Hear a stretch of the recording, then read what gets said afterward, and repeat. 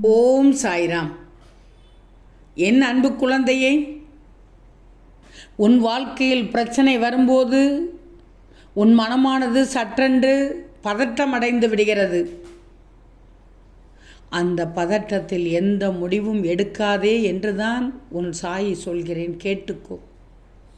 சற்று நேரம் விலக்கி வைத்துவிடு, சற்று நேரம் அமைதியாக இருந்துவிடு, சற்று பொறுமையாக இருந்துவிடு. அந்த நேரத்தில் பதட்டம் அடங்கிவிடும்.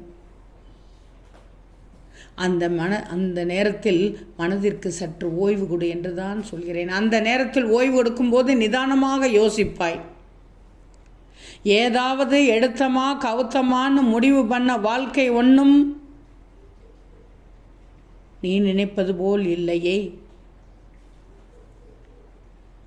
அது ஊற வச்ச துணி மாதிரி துவைச்சா தொங்க போட்டமான்னு போய்கிட்டே இருக்க வேண்டும். எனவே வாழ்க்கை என்பது போர்க்களம் என்பதை நினைவில் வச்சுக்கோ. அந்த போர்க்களத்தில் உன்னுடைய வாழ்க்கையை வாழ்ந்து பார்.